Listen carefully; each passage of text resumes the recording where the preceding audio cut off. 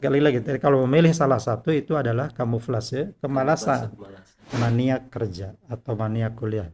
Itu nggak boleh. Ya. Islam itu agama moderat, ya. Mengajarkan moderasi. Habib habibaka haunama. Kalau membenci juga membenci secara moderat, ya. Jadi jangan berlebihan. Terlalu mencintai akhirnya antipati, ya. Terlalu membenci akhirnya malah melakukan apa yang dibencinya. Nah, ini 4 karakter ini tidak boleh dikorbankan demi fast track. Nah, itu ingin cepat selesai kan tadi, mania kerjanya, ingin cepat selesai gitu, ingin cepat mendapatkan ini, dengan melanggar atau menghalalkan cara-cara yang bertentangan dengan 4 kualitas kenabian ini.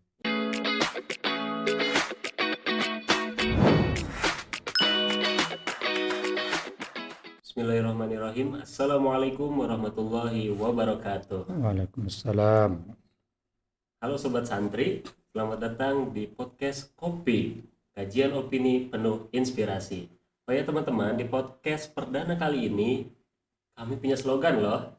Slogannya itu apa? Slogannya itu adalah ngobrol ringan makna mendalam. Perkenalkan, saya Maulana Abdullah yang akan menemani Sobat Santri dalam episode kali ini. Jadi Sobat Santri, yang mana kita ketahui bahwa santri sekarang, apalagi yang disebut sebagai mahasantri, ini hidup dalam 2 dunia, yaitu pertama pesantren, yang kedua kampus.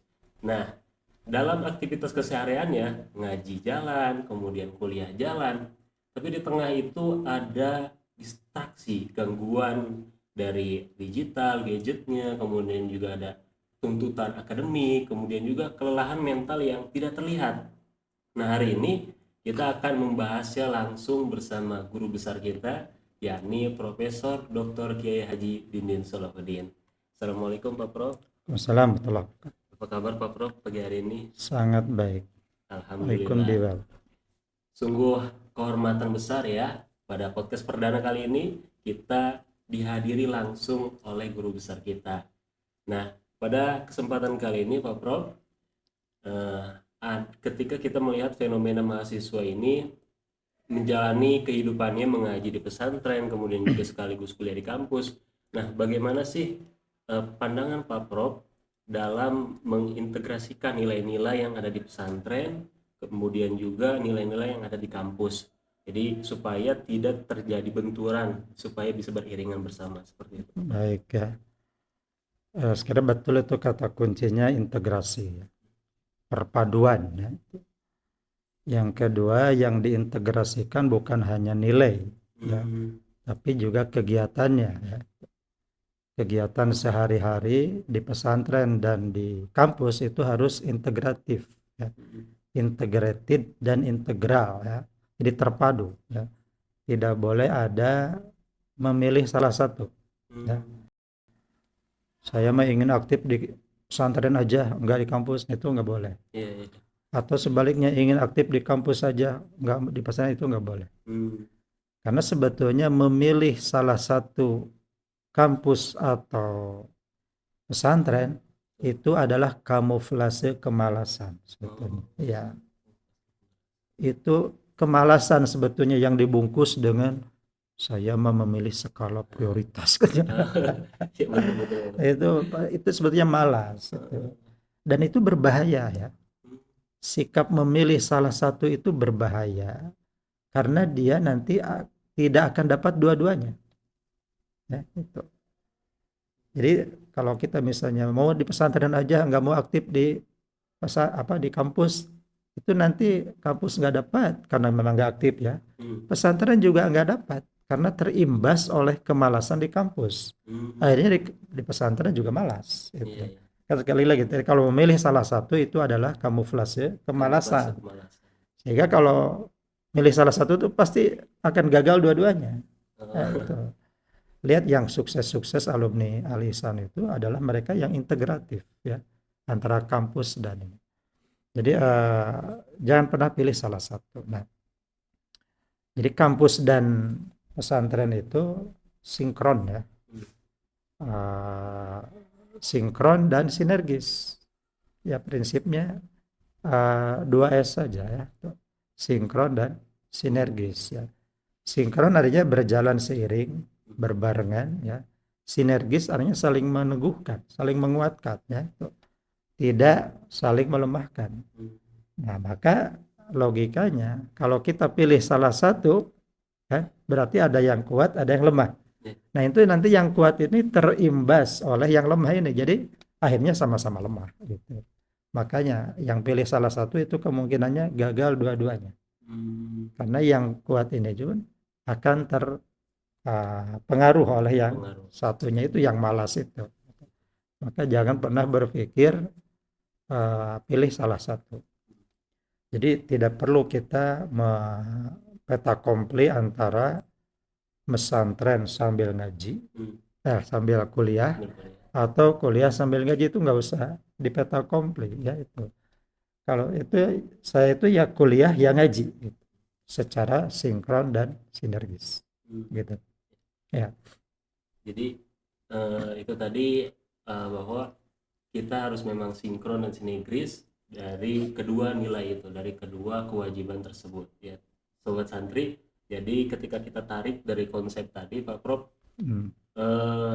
itu memang tidak sesederhana yang mungkin sobat santri lakukan, sobat santri jalankan, bahwa ada selain daripada skala prioritas ada juga gangguan yang memang itu mengganggu kesehariannya, seperti adanya era hustle culture ini, di mana orang gila bekerja, benar-benar berambisi, apalagi anak muda Gen Z ini berambisi menggapai cita-citanya secepat mungkin, kemudian akhirnya memilih ya jalur-jalur fast track yang dia memilih bahwa dengan kita aktif berorganisasi di kampus ini loh yang jelas apa disebutnya akurat, bahwa ini tuh meniti karir tuh di sini, jadi kalau mengaji tidak terlihat impact dan sebagainya gitu ya. Dan juga dengan banjirnya informasi di media sosial, di TMI itu too much information. Nah, itu bagaimana Pak Prof melihat gangguan-gangguan tersebut, distraksi-distraksi tersebut terhadap mahasantri, terhadap kesehatan mentalnya dan fokus belajarnya di pesantren dan juga di kuliah seperti itu.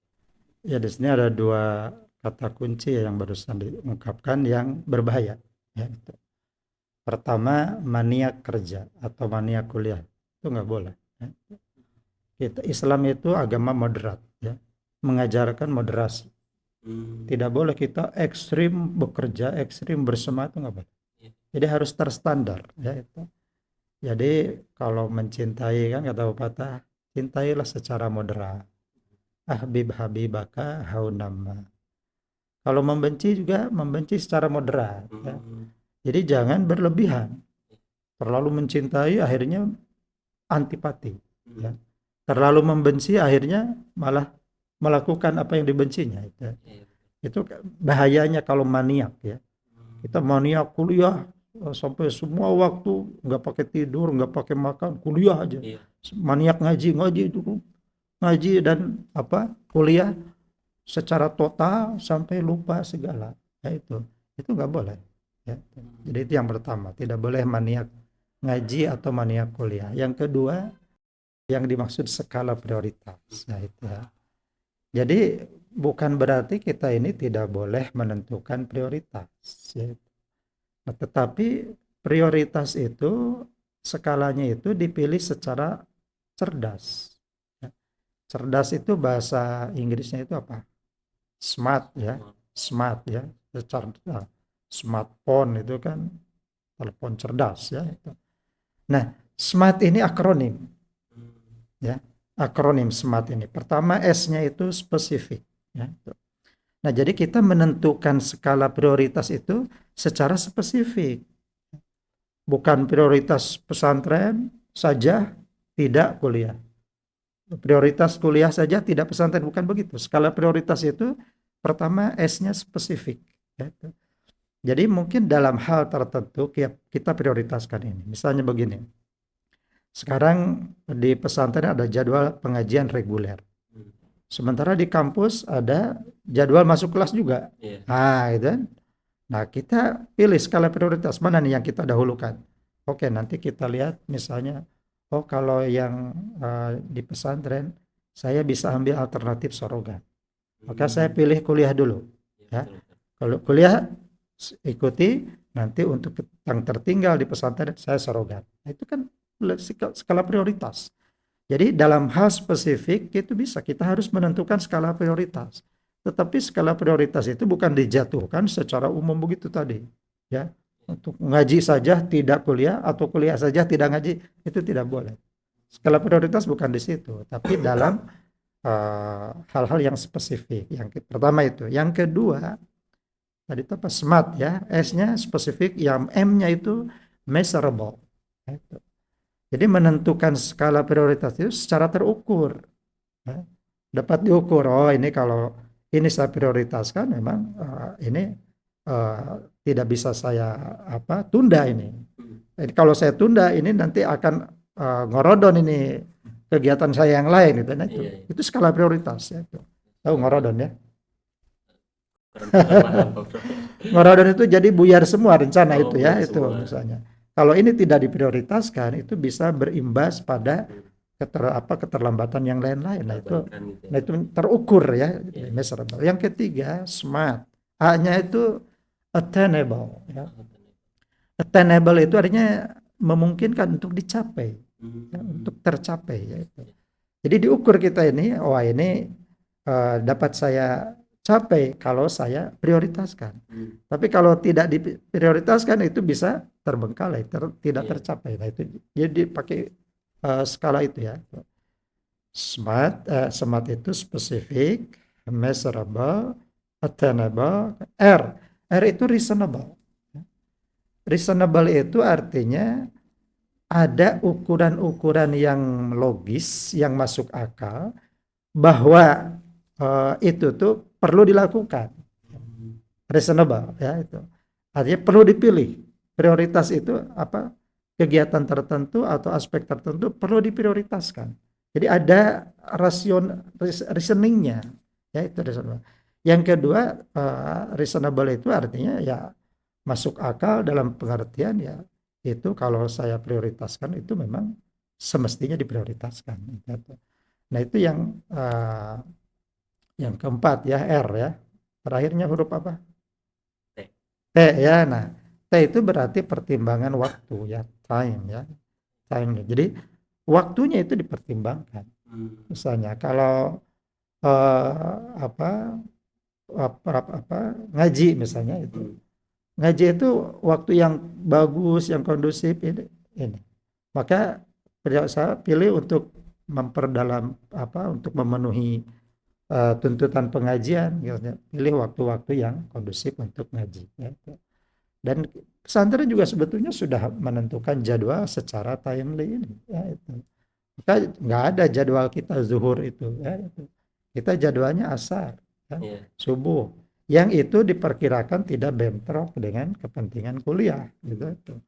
Itu dari segi waktu. Nah, jadi kita memang harus menentukan skala prioritas itu pasti, dan memang mahasiswa atau santri mahasantri itu ya harus punya keterampilan itu. Iya. Tapi sekali lagi skala prioritas jangan dibangun di besaran antara ngaji dan kuliah, itu jangan di situ. Hmm. Tapi secara tadi ya mengikuti akronim SMART itu. Artinya secara cerdas kita menentukan skala prioritas. Iya. Begitu ya. Iya. Insya Allah itu menarik sekali ya, Hmm. teman-teman semuanya, sobat santri. Jadi skala prioritas itu memang penting, tetapi sinergitas antara keduanya itu juga tidak kalah penting. Nah, tadi juga jika kita melihat sosok yang tadi dikatakan Prof itu ekstrim untuk mencari prestasi dalam dunia akademik. Nah, kemudian jika ia tidak tersentuh oleh kecerdasan spiritualnya dari mengaji, nah itu akan berimpact apa kira-kira Pak Prof pada orang-orang seperti itu? Ya, nah ini kecerdasan spiritual ini berkaitan dengan tadi dua kata kunci kedua yang saya lupa tadi ya itu. Tadi yang fast track itu ya. Fast track yang secara tidak jujur, yang menabrak kualitas sidak ya. Sidak itu kualitas pribadi yang pertama, nabi. Nabi itu kan 4 ya, sidak ya, amanah, fatonah, tabligh. Nah, ini 4 karakter ini tidak boleh dikorbankan demi fast track. Nah, itu. Ingin cepat selesai kan tadi Iya. maniak kerjanya, ingin cepat selesai gitu, ingin cepat mendapatkan ini dengan melanggar atau menghalalkan cara-cara yang bertentangan dengan 4 kualitas kenabian ini. Iya. Jadi 4 karakter profetik yang penting kita jaga. Dan itu yang mungkin yang Anda sebut dengan aspek spiritual itu ya itu. Nah, jadi boleh kita apa punya mimpi ya, ingin segera dapat, ingin punya prestasi tinggi ya itu. Yang tadi dalam rumus kita, prestasi di kampus itu berbanding lurus dengan prestasi di pesantren, di ngaji ya itu. Kita tidak bisa hanya berprestasi di pesantren tapi di kampus tertinggal, itu nggak bisa. Jadi harus dua-duanya ya itu. Kalau salah satunya itu pasti salah satunya kena imbas ya itu. Karena itu tadi kamuflase kemalasan. Tetapi dalam mengejar prestasi ingin cepat itu kita harus memperhatikan 4 etika spiritual ini ya. Yang itu kita ambil dari kualitas kepribadian Nabi. Yang pertama itu sidak ya. Sidkun ya. Kalau kita sering bacanya sidik. Karena idza hurika sakin hurika bil kasri. Sidkun itu sukun. Nah, mau diharokati, harokati dengan kasroh. Jadi sidik. Tapi jangan pakai tasdid, jangan pakai iya, bukan siddiq, bukan. Beda Ya, makna itu. itu beda mana. Kalau siddiq itu kata sifat, itu sifat Abu Bakar. Ya, itu. Kalau Nabi itu sidkun. Sidkun itu kualitas, karakter. Ya. Bukan sifat. Jadi karakter, kualitas, kepribadian. Ya, itu. Sidkun itu artinya kebenaran, kejujuran. Ya, itu. Kalau kita lihat misalnya pertemanan. Ya. Pertemanan itu bahasa Arabnya itu sodakotun. Ya. Itu dari kata sidkun juga. Kemudian kalau kita memberi ya secara cuma membantu itu namanya sodakoh. Tanpa alif ya, tanpa alif. Sodakoh itu dari kejujuran juga, dari sodakoh juga. Dari kata yang sama juga. Dari akar kata yang sama. Maka 3 hal ini ya, pertemanan, ya, kedermawanan, dan kejujuran itu saling berkelindan. Ya. Orang tidak bisa berteman dengan baik tanpa mau memberi, tanpa kejujuran. Pasti kalau ada 2 orang berteman, salah satunya nggak jujur bubar, atau salah satunya pelit bubar. Nah, itu. Ini berkaitan ya itu. Begitu juga kejujuran, kebenaran itu tidak bisa tegak tanpa kemauan untuk berteman dengan baik atau memberi ya itu. Jadi nggak bisa kita bilang oh saya mau orang jujur tapi pelit, nggak bisa ya itu. Oh saya mau orang jujur tapi suka nyontek misalnya, nggak bisa ya. Jadi ini berkaitan ya tiganya. Nah yang terakhir itu sampai kedermawanan juga bisa, nggak bisa. Orang nggak bisa dermawan dia kalau tidak berpijak pada kebenaran dan tidak jujur ya, tidak bisa berteman ya itu. Jadi kedermawanan itu dengan kejujuran dan pertemanan itu saling berhubungan ya, interconnected dan berkelindan ya, itu saling berhubungan ya itu. Nah, jadi yang pertama ini sidik ya, kejujuran. Maka kita tidak bisa misalnya ingin berprestasi di kampus ya dengan UTS nyontek misalnya, UAS nyontek, itu nggak bisa ya itu. Tapi Anda bisa mendapatkan nilai A dengan nyontek, itu sangat bisa, sangat mungkin.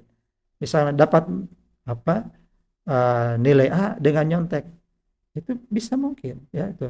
Tetapi 5 tahun atau 10 tahun ke depan nilai A itulah yang mencelakakan orang yang nyontek ya itu. Jadi kalau kita baca hasil penelitian kan, itu para penghuni penjara di Amerika, di penelitian di Amerika itu rata-rata tukang nyontek di bangku sekolah dan kuliah. Gitu. Jadi ada hubungannya. Nilai A hasil nyontek hari ini mungkin itu membuat Anda menjadi sarjana teladan, ya. Dapat adijati misalnya. Tetapi 5 tahun, 10 tahun kemudian nilai A itulah yang membuat Anda masuk penjara. Gitu, ya. Karena nilai A-nya hasil ketidakjujuran, berlawanan dengan kualitas Nabi yang pertama tadi. Gitu. Maka jangan pernah melakukan ketidakjujuran. Mungkin Anda membuat artikel, makalah, ya itu. Lalu Anda gunakan AI, lalu Anda kopas, gitu ya itu. Itu mungkin dengan artikel yang hasil AI yang bagus itu, Anda dapat nilai A, misalnya itu mata kuliah itu. Tapi tunggulah itu 5 tahun 10 ke depan. Itu angka itulah, nilai itulah yang berakibat seseorang masuk penjara atau mungkin terjatuh dalam jabatan itu apa gitu ya. Ya karena orang yang nyontek itu kan orang yang tidak bisa bertanggung jawab. Ya. Dia suka cuci tangan, ya, dan suka klaim keberhasilan. Ya, misalnya begini, ada orang dapat nyontek, lalu nilainya A, dia akan bilang nyontek nggak? Pasti nggak, dia nggak akan bilang nyontek. Saya gitu deh tuh nilainya A gitu. Tapi kalau nilainya C, dia nyontek nilainya C, gimana? Pasti dia nyalahin sumber contekannya, gitu. Oh, gara-gara nyontek kasih eta yang jadi C. Nah, itu. Jadi dia cuci tangan. Kalau nilainya C, dia cuci tangan, menyalahkan orang lain. Tapi kalau nilainya A, adean kuku udah berem. Nah, itu. Bagus saya gitu. Nah, nanti kalau dia jadi pejabat, ya. Jadi misalnya jadi bupati yang suka nyontek di bangku sekolah, kuliah, begitu dia jadi bupati, begitu misalnya di Cilonyi macet, ya. Kata bupatinya, oh siapa ini camatnya? Balik dia akhirnya nyalahkan camat, ya cuci tangan. Padahal itu wilayah kabupaten, jadi tanggung jawab bupati kan itu. Tapi dia yang salahkan camatnya. Tapi kalau ada camat yang berhasil, berprestasi, salah bupati. Nah, itulah orang yang suka nyontek gitu ya itu. Jadi itu jadi karakter ya. Jadi kebiasaan di bangku sekolah, di bangku kuliah itu tertanam, embedded ya di dalam kepribadian yang itu menjadi terus tidak bisa dilepas ya. Kalau kata orang Jawa itu watak dudu watuk. Watak itu bukan batuk.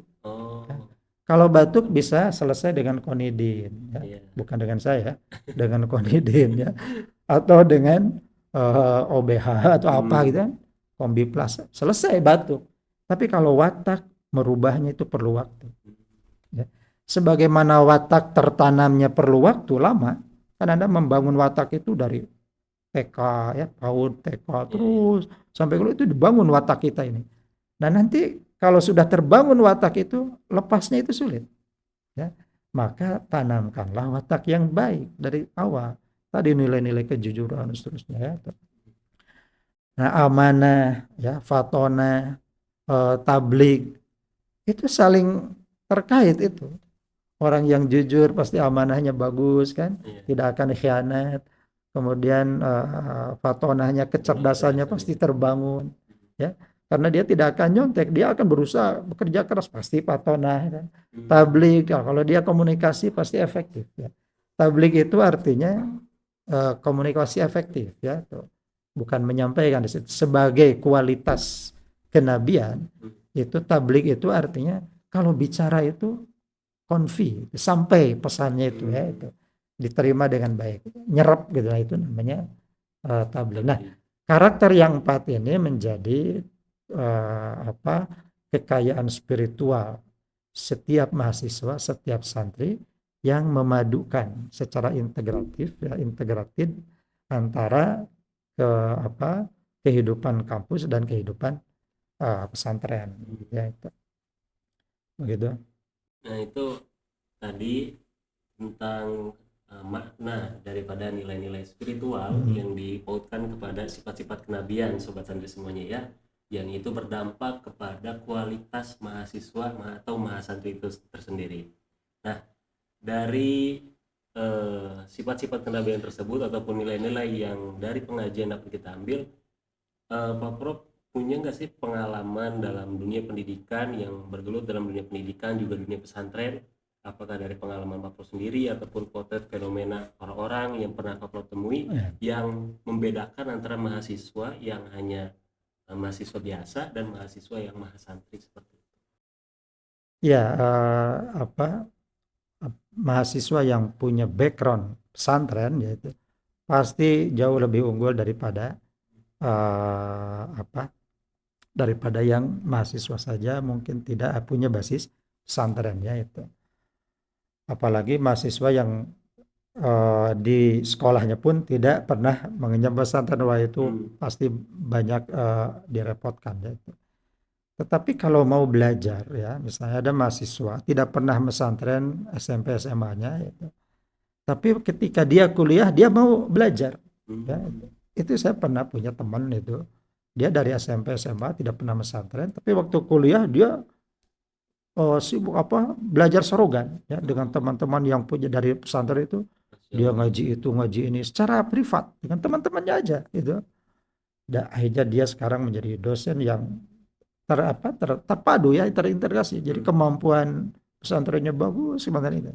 Jadi tidak ada kata terlambat ya untuk memulai kalau memang ada yang sudah jadi mahasiswa tidak punya basis pesantren gitu.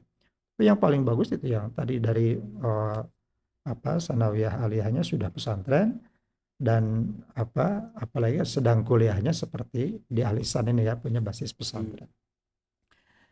Nah, pengalaman saya melihat santri-santri di Al Ihsan ini ya sejak tahun 95 kita ada santri di sini itu.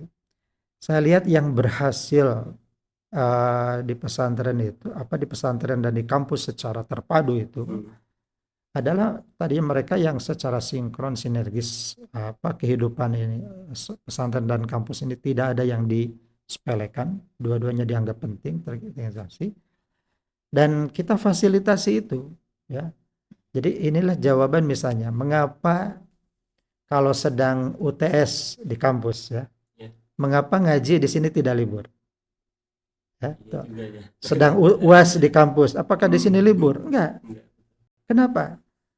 Karena ini soal ritme studi ya, semangat studi yaitu. Jadi kita justru menjaga ritme mengaji, ritme belajar santri itu jangan sampai kendor ketika sedang UTS atau UAS itu. Kalau diliburkan ini, itu nanti dia kan jadi banyak waktu kosong ya, terleha-leha. Sedangkan waktu kosong itu kan kata pepatah Arab gimana? Inna syabab wal farog wal jiddah mafsadah. Ya, al farog waktu kosong itu mafsadah, menimbulkan kerusakan, berakibat buruk terhadap semangat orang itu sendiri. Jadi begini maksudnya, kalau kita ritme pengajian diturunkan karena memberi kesempatan sedang UTS atau UAS, itu malah dia persiapan UTS dan UASnya juga jadi kendor karena kebawa oleh irama di pesantren jadi kendor, akhirnya ngaji enggak, siap-siap untuk UTS atau UAS juga enggak, akhirnya ya pesantren ada berkurang kan materi pengajiannya, di kampus juga prestasinya enggak bagus itu. Nah, maka kita menjaga ritme ngajinya itu, ritme belajar santri itu dengan tidak meliburkan kegiatan pengajian di pesantren supaya dia terpompa semangatnya terus terjaga, jangan sampai dia menjadi kendor semangatnya atau semangat belajarnya ketika UAS karena diliburkan di sini. Nah ini saya dulu waktu di pesantren ya, saya punya saingan ya. Saingan dari selama 6 tahun itu ada saingan dekat saya ya. Dan dia selalu ingin mengejar saya. Saya ranking 1 misalnya, dia ranking 2 itu. Dan di bawahnya itu ada 3 orang ya, ada orang Sukabumi, ada orang Banjarnegara, ada orang Kalimantan. Ini semua yang 3 ini berusaha untuk mengejar saya. Selama 6 tahun saya tidak pernah lepas dari ranking 1 ini. Nah, saya amati yang 3 ini ya.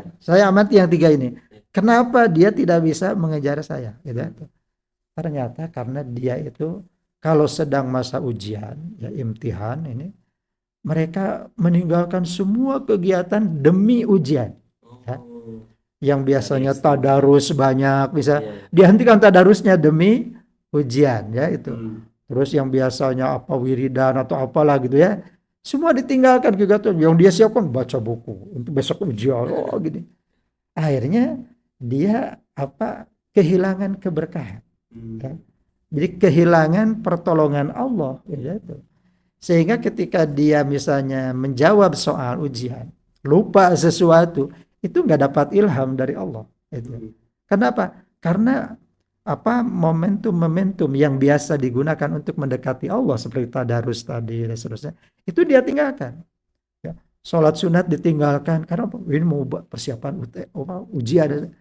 Padahal sholat sunat itu adalah media kurbah, ya, media takarub kepada Allah, gitu kan itu. Tadarus kan media kurbah untuk takarub kepada Allah.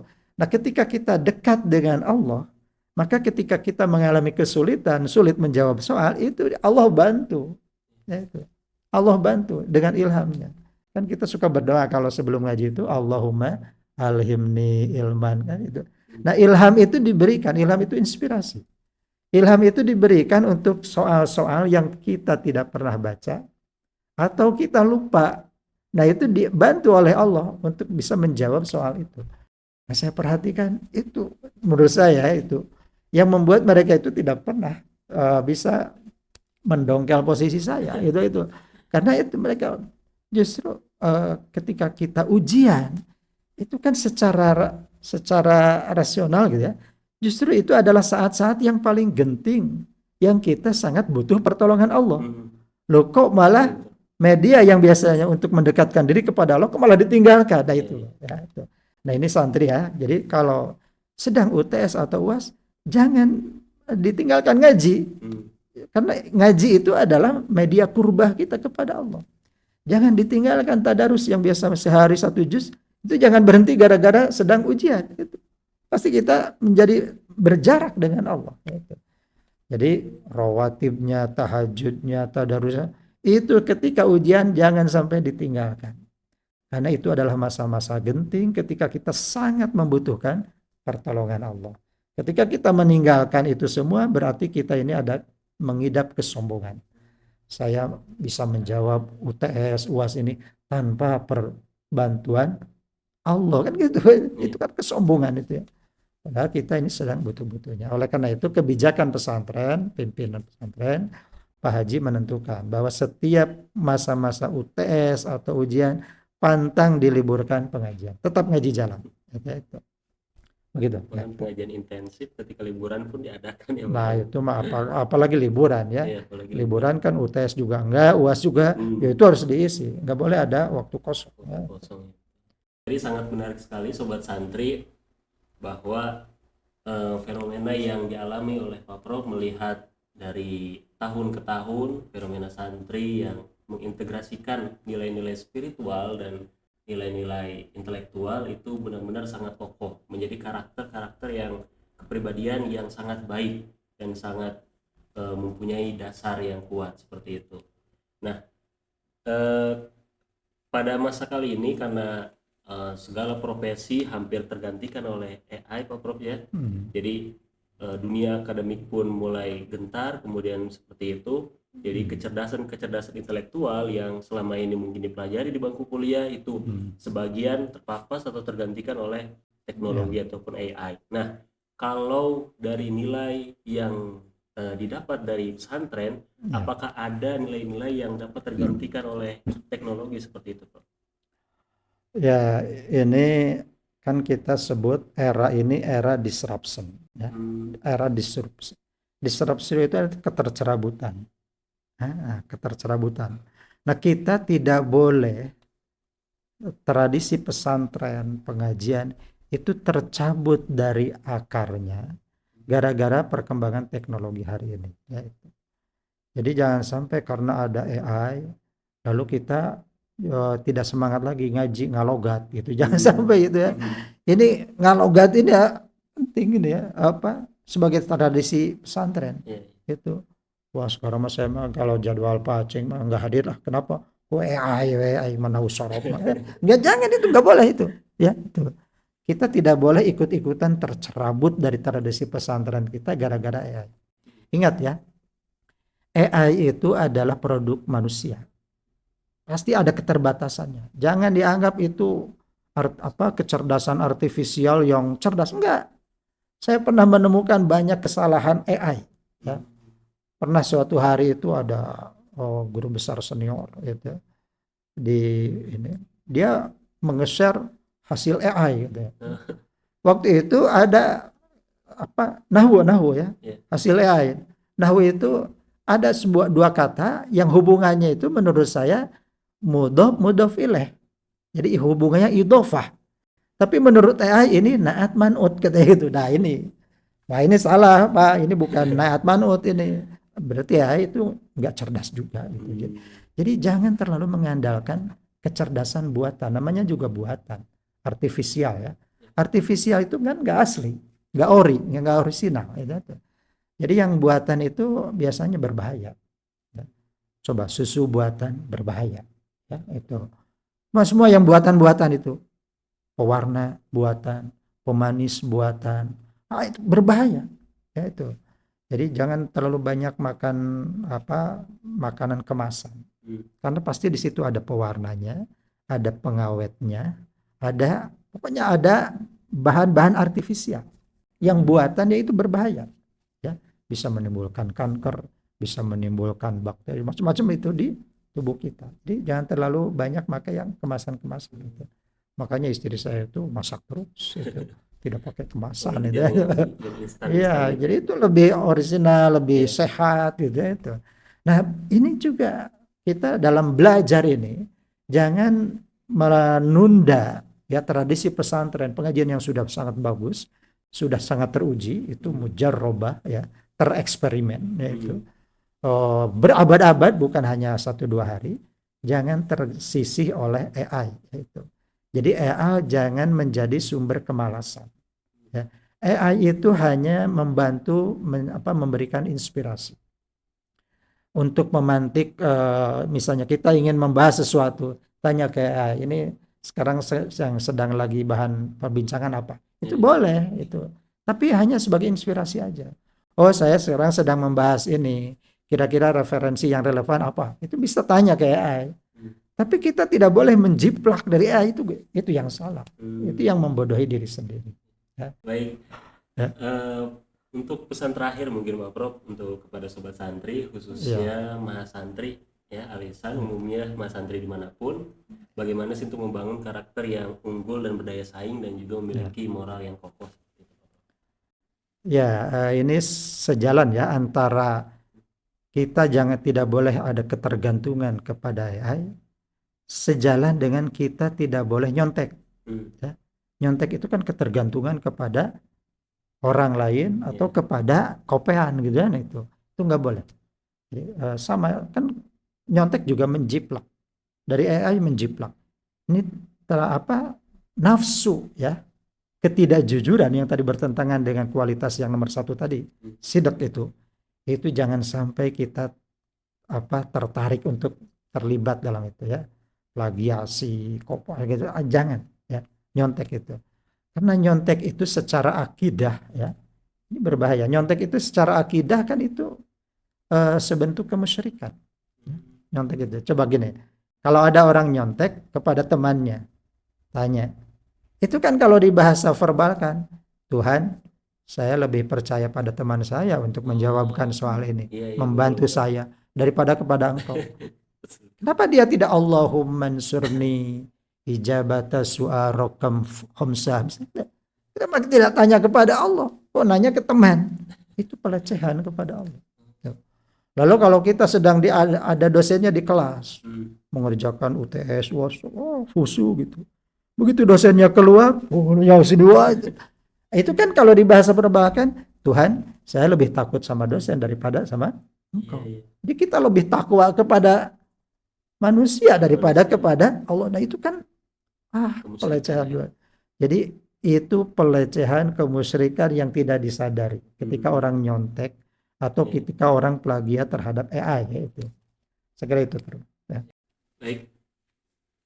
Seperti itu sobat santri dimanapun berada, Episode kali ini alhamdulillah telah selesai ya. Terima kasih Pak Prof Ya. atas penjelasannya, atas nasihatnya, dan juga wawasan yang telah diberikan kepada kita semua. Mudah-mudahan apa yang dihasilkan dari konten kali ini dapat bermanfaat bagi kita semua, khususnya bagi mahasiswa dimanapun berada. Saya sendiri Maulana Abdullah pamit undur diri. Wabillahi taufiq wal hidayah wa ridwan inayah. Wassalamualaikum warahmatullahi wabarakatuh. Waalaikumsalam.